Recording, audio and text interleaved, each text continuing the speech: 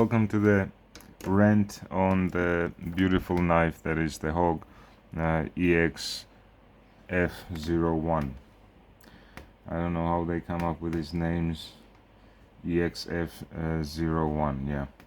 It's a fixed blade, obviously a full tank fixed blade, 7-inch drop point blade with G10 handles. The knife is beautiful. I'll go over the basics in the design, the knife as well as the sheath. But as always, I find kinks, I find issues with out-of-the-box conditions on these knives. Most of the knives that I receive, and then I try fiddling with making them to my liking, to a condition where I would actually enjoy using them. So let me quickly go through the basic dimensions and specs. The blade length is 7 inches. The overall length is 12 inches with a weight of 12 ounces, 12.4 ounces. It's a drop point style. The thickness is 0.235 inches. In millimeters, that's 5.8. It is made out of A2 tool steel, hardened to 57 to 59 HRC, which is nice to know that the medium hardness would be 58, and that's ideal for camping and bushcraft and woods.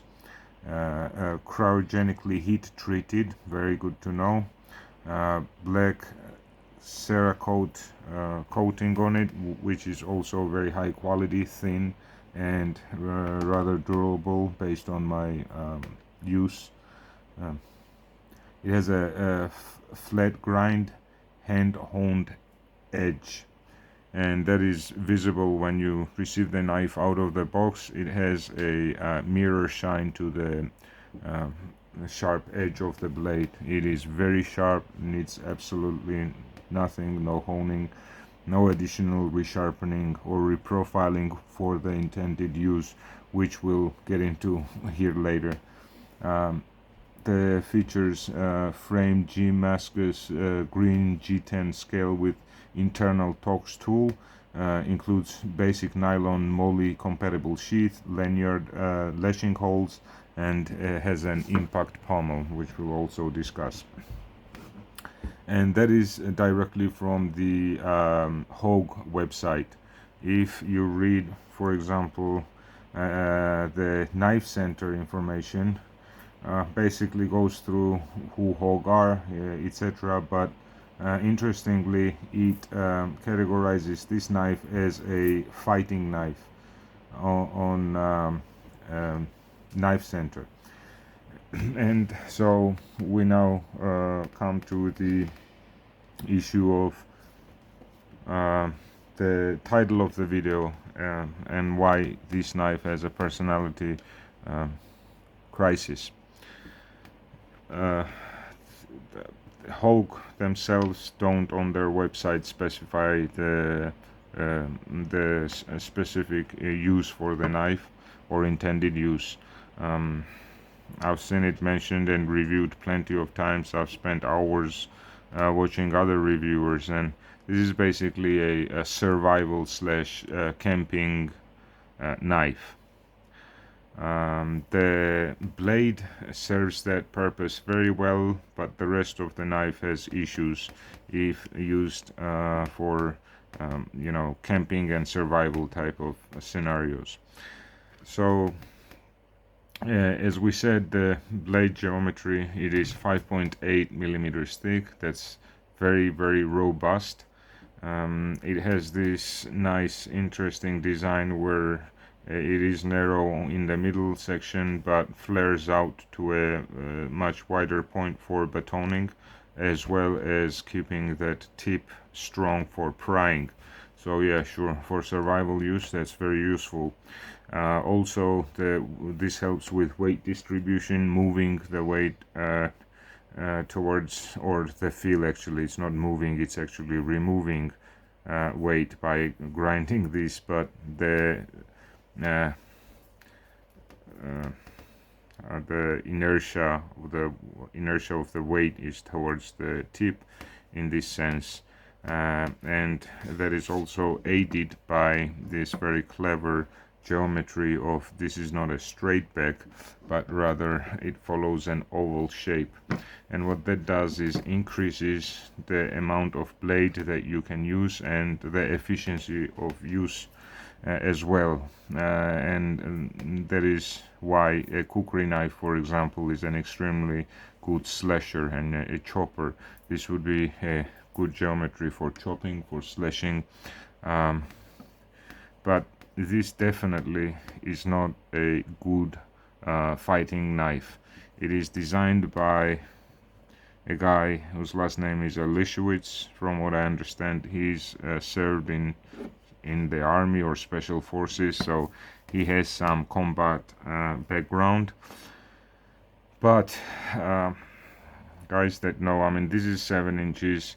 It could be 5 inches. They make it in two versions, two lengths. But the knife is too heavy for a combat knife. A combat knife needs to be maneuverable, light in the hand, narrow, has to have very good puncture ability, and this just does not fit that bill. This is a woods knife, a camping knife, and sure, a survival knife, but not a fighting knife for sure. I mean, it depends on the scenario, right? If this is all you have, it's of course better than a stone or a stick. But if you have a free choice in selecting a knife for fighting, this is not what an expert would pick up. Okay, so what is this good for, or what could be the well, this blade side is quite good for the woods. It is an extremely capable wood splitter, batoner. It is a heavy knife, so it's good for chopping and for building a shelter, hence survival. It would be a very good knife. Would be, if it didn't have these little gimmicky issues. The other aspect that aids this knife in being a survival knife is the fact that it comes with its own tool, which you basically pull out and unscrew these 3 screws, and you expose the storage area in the sheath. So it is a skeletonized tang, it's not a full tang. That also decreases some of the weight, which, as I mentioned, the knife has a lot of weight. It's a heavy knife. So it has this space where you can put a fishing kit, for example, some fishing line with hooks, a few of them actually, and you can put your fire accessories to start a fire in the other section, and in that way you have absolutely everything that you would need for immediate survival, building a fire, along with your knife, even if the knife is the only thing that you're carrying, even without the sheath. So you have everything in here. The other thing that is very good of them is contouring and milling out, and not skimping on this.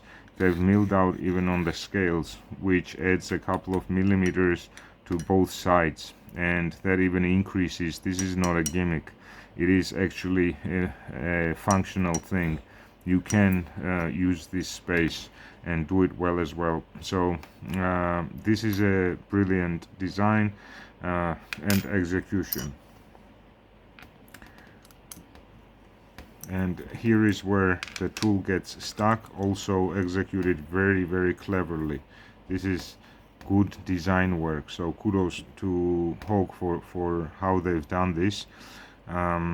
So there's just basically 2 points that push against your tool, and it is extremely secure there. There's no way this will be flying out. And it is flush. You barely notice it unless you know what you're looking for. So very good.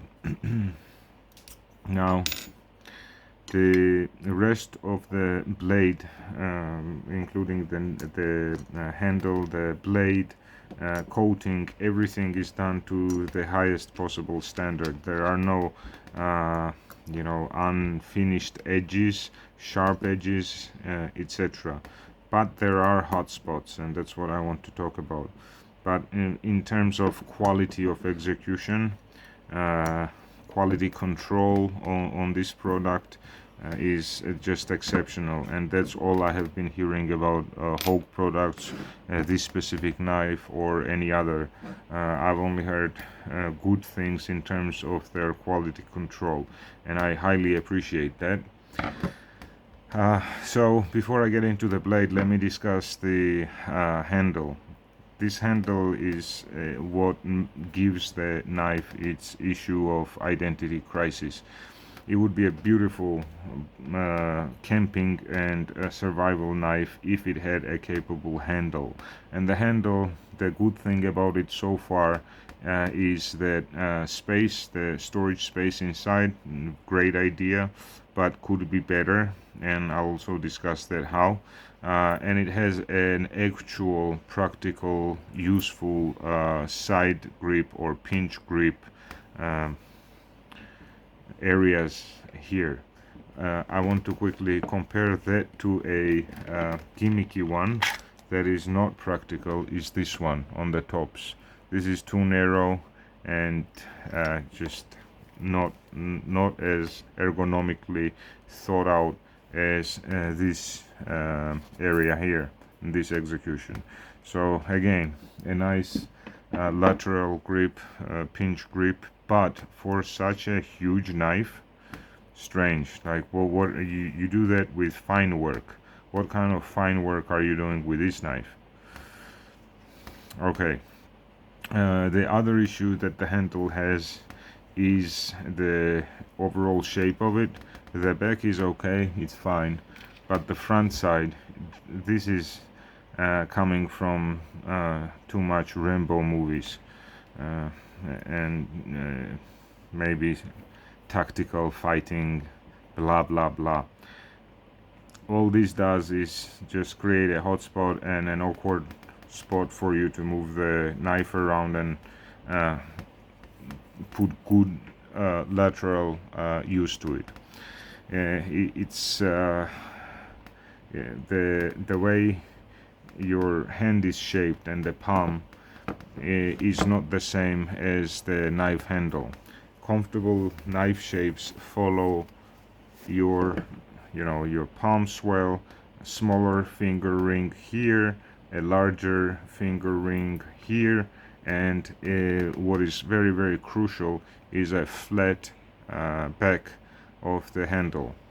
Relatively flat. Of course it needs some rounding and ovaling, but when you have this flat area you can put pressure onto the knife, which is not the case here. This is, let me try. You see how, yes, it does have a flat area, but then it abruptly comes down on the sides. And while you may say that because it is wide and narrow you should have a lot of lateral, and you do, but it's a bit too much and it's not ergonomic. There should just be a palm swell here, which would make this a better handle, something like this. And I've been trying to kind of reshape or think about how I could reshape the handle. If you do this, it allows for a more ergonomic grip than this type of a handle.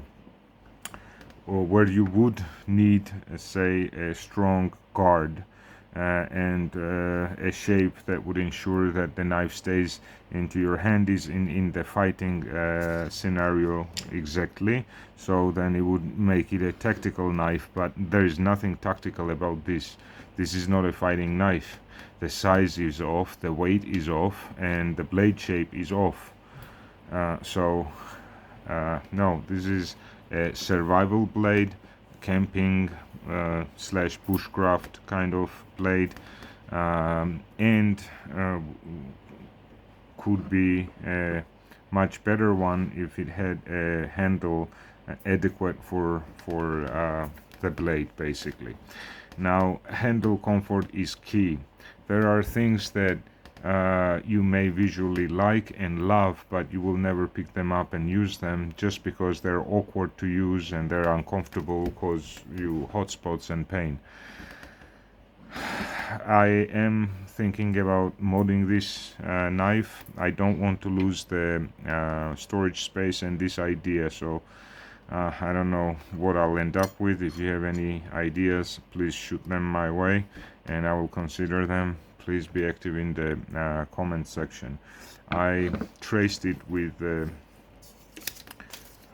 pen, and this is the shape that I can make, but I wanted to do a stacked handle. A stacked handle would require a full tang without cutouts, and this has it's a skeletonized handle.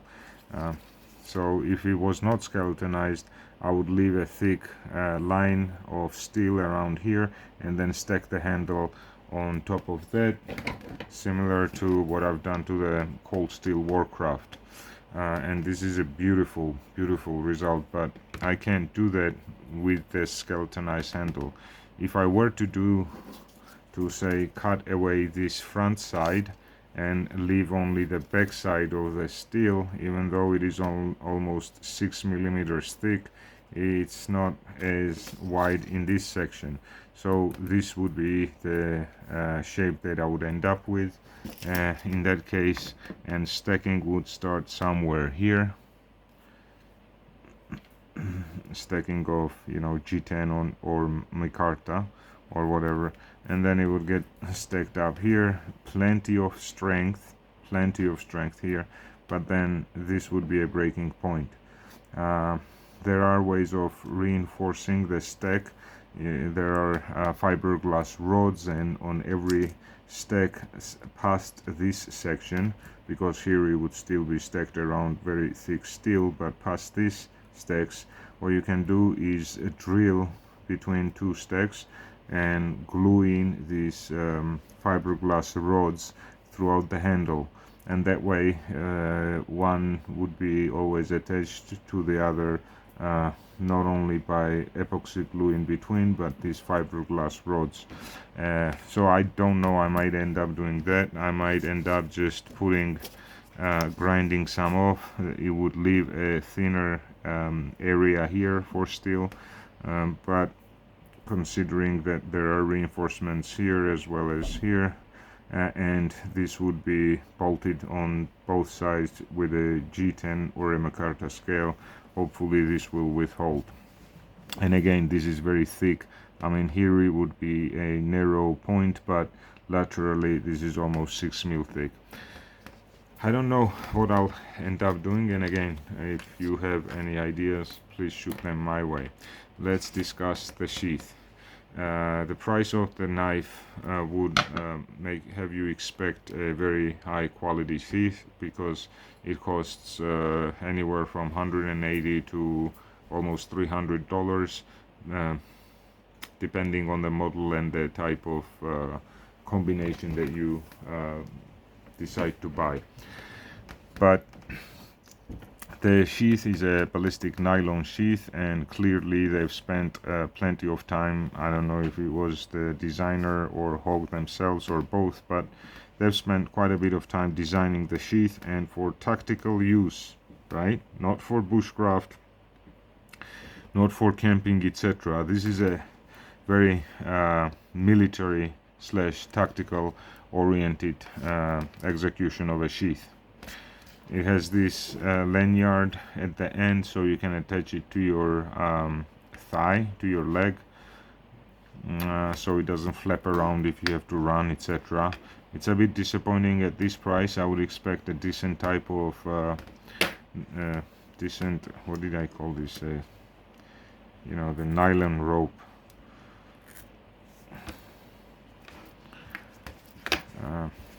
This is very low quality. The sheath itself has plenty of attaching points. It is MOLLE compatible. They've thought about not one but two, which are rotatable, so you can have them tied on the same way or on the opposite sides of each other. Let me push this in quickly. So that locks that way, that locks this way. Now you can turn this around, both of them, to make them click the same way. I just did it so that if you come to bump it with your hand, you may only undo one side, not both sides. And also it is easy to undo, just like it would be if they were facing both one direction, but this is also easy to undo just like that with one motion. The sheath is ambidextrous, and obviously you can also take this off, but if you do and you have this on your belt, it may flop around. And if you're a tactical special forces guy or somebody trying to be sneaky, this is how you would carry it. Now, too much flapping out, and this I don't know, I would have done it a bit differently if I was to go with a nylon sheath. But then they've also spent a lot of time and brain effort on designing the belt loop. So this belt loop is, first of all, very wide. I haven't measured it, but it will fit basically any type of belt, narrow, wide, or thick or thin. But they also have this. So if you want a deep or dangling carry, you would do this, and you would carry the knife this way, so putting your belt through here, and it's a very low ride, and especially here the rope comes in handy, tying this to your leg, because it would almost be touching your knee, the tip of the blade. Now there is an issue of these clips, so that's the only thing that's holding the knife, a heavy knife at that. But I don't know, I don't think it would come undone, but not and they're very strong clips, I have to say, but still not the most secure way of I just don't feel secure with it. Then the sheath is ambidextrous, so you can put your knife in either way. You can put it this way or you can put it this way, and because it is ambidextrous, it's a bit flappy. It could have been executed better and still be ambidextrous, but it's flappy, and I'll show you why. So it is retained in the nylon sheath through this screw. Here there's some more attaching points, and there's this screw that you can take apart and take out the plastic insert for the sheath. So remember, this is an almost $300 knife, and this is how the insert is executed. For practical reasons, practical use, this is a huge drainage hole. And where is everything going? Sorry, it's not going anywhere. I mean, the water will come out, but any kind of gunk and sand or mud will just stay in here and retain all that moisture, etc. So not a very clever design. There should be an opening here that would let that out, but anyway, if the idea is to have this as a drainage hole, you need to think of something better here as well. Duct tape, really? So this is a sandwich style plastic molding that makes this sheath, and they need something to hold it together. There are clips that I can see, 1, maybe 2 here covered, 3, 4. There is a few clips here, but just for reassurance, they've added this very strong, actually, duct tape. But it's just unexpected to see something like this inside a sheath. Very unexpected. And yeah, this is just skimping out. If they did skimp out in terms of money, I would say it's the sheath and the execution. No, they didn't spare any expense on the nylon. I mean, there's only so far you can go with a nylon sheath, but this insert is not optimal. So that would be another thing that I would change on the knife. If I mod this knife, if I decide to keep it and then mod it, I will most definitely give it a sheath upgrade as well and make it out of kydex. I would love to make leather sheaths as well, but unfortunately I don't have the all the tools. I have basically nothing, and I would have to get everything from a new and also learn how to work on leather. I don't have the time to do that. So one thing, this is also covered then with this flap, so that's nice. Okay, so let me put this away. Now when I'm talking good kydex sheath, but also tactical, here you go, same size knife, also tactical and way better executed with much cheaper production costs, but just way better characteristics.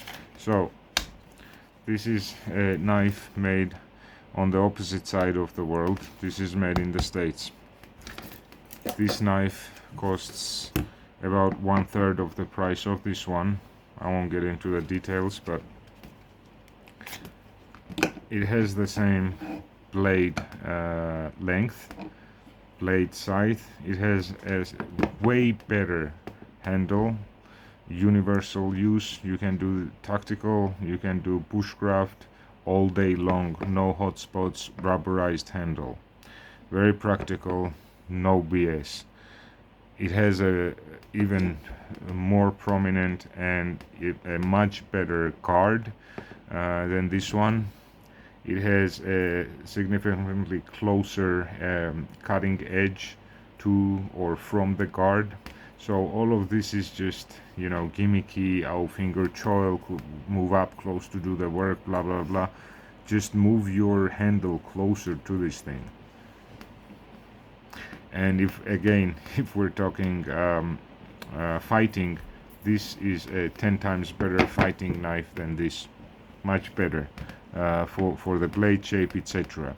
The only thing this would be better at is the piercing, just because it has a drop point, and this is a imitation of a tanto blade. So yes, the penetration would be better with this shape, but then again we have this thickness and this is thin. So just to show a comparison, a third of the price knife, a much better sheath with all kinds of attachment points, and this loop, by the way, I took off a cold steel knife and added here because I wanted a dangling sheath. So the original knife comes with a hard but also rotatable clip. So that's one knife that shows that you can do a much better practical sheath, a slimmer one, extremely good retention, and a much better handle.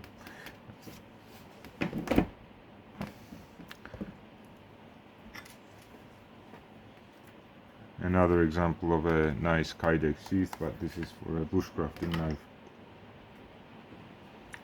And if you want something more classical and don't need so many attachment points as this, you can have a very plain, beautiful sheath.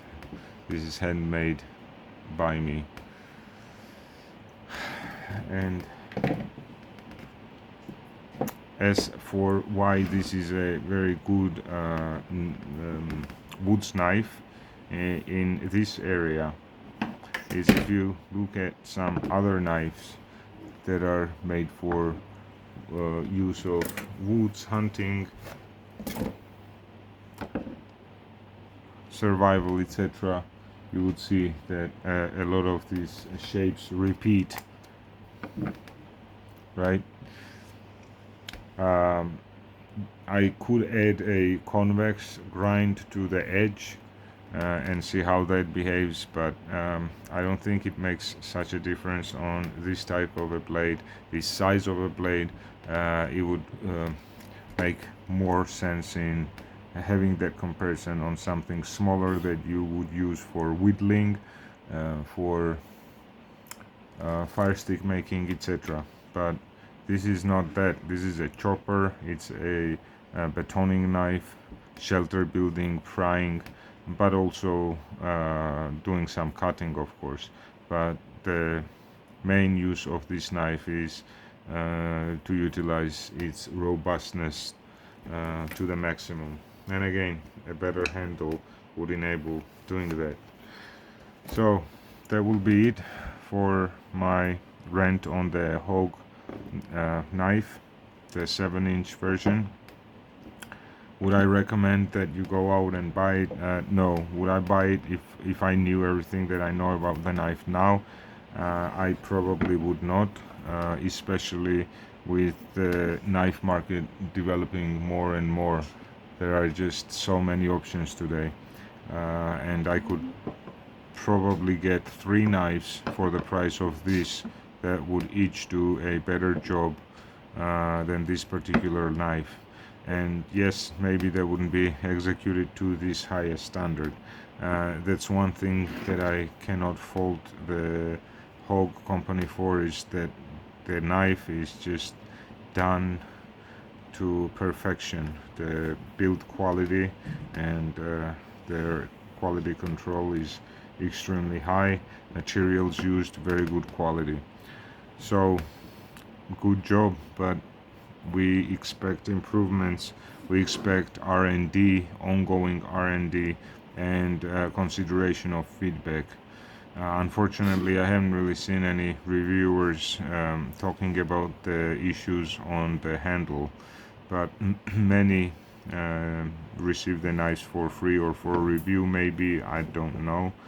I might be wrong in that, but I find it a bit strange that somebody that would use the knife and spend some time exerting some force on the handle would not mention that it's not the comfortable handle for such a large knife. Beautiful knife, good work. You have just been doing the same exact knife for over 12 or maybe even 15 years, so it's time for a bit of an upgrade. Thank you for staying with me for this long, those of you that did, and please stay tuned for more content like this. Please subscribe and comment whether you like or don't like. If you have any comments, please be active in the comment section. Thank you.